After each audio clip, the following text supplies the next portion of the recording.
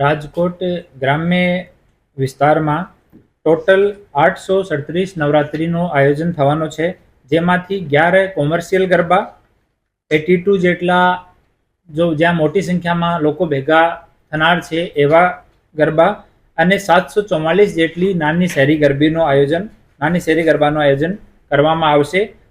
એના સિવાય 7 શોભાયાત્રા અને દશેરા વિજયદશમીના ઉપલક્ષમાં 3 યાત્રાઓ અને રાવણ દહનના પ્રોગ્રામ પણ છે. આમાં રાજકોટ જિલ્લા પોલીસ તરફથી 1 SP, 1 ASP, 3 DySP, 23 police inspector, 23 police sub inspector, 400થી વધારે પોલીસકર્મી અને 800થી વધારે હોમગાર્ડ ડિપ્લોય કરવામાં આવ્યા છે.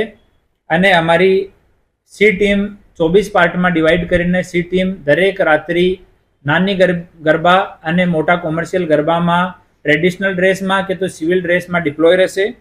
અને અમારી જનરક્ષક 112ની 23 ગાડીઓ ડિપ્લોયડ રહેશે. એના સિવાય 50થી વધારે મોટરસાઇકલોના રૂટ તૈયાર કરવામાં આવ્યા છે, જે રેગ્યુલર ગામડાઓના વચ્ચે પેટ્રોલિંગ કરતા રહેશે. અને સીસીટીવી કેમેરા અમે મોટી કોમર્શિયલ ગરબામાં અને જ્યાં મોટી સંખ્યામાં લોકો ભેગા થનાર છે ત્યાં સીસીટીવી કેમેરાની વ્યવસ્થા કરવામાં આવી છે. એના સિવાય આ આયોજકોને એક માર્ગદર્શિકા શું કરવું અને શું નહીં કરવું એની માર્ગદર્શિકા તમામ આયોજકોને આપવામાં આવી છે. અને પોલીસ સતત પેટ્રોલિંગ કરશે.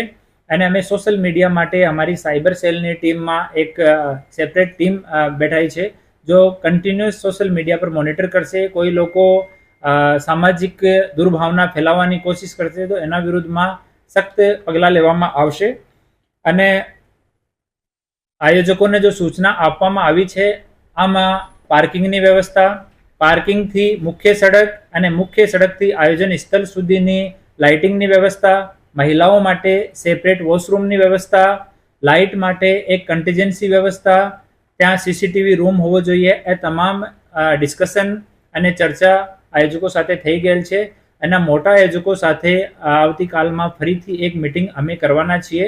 અને શાંતિથી સૌહાર્દપૂર્ણ વાતાવરણમાં નવરાત્રિ ગરબાનું આયોજન થાય એના માટે રાજકોટ ગ્રામ્ય પોલીસ કટિબદ્ધ છે. અને અમે રાજકોટ ગ્રામ્ય વિસ્તારના તમામ લોકોને નવરાત્રિની શુભેચ્છાઓ પાઠવે છે.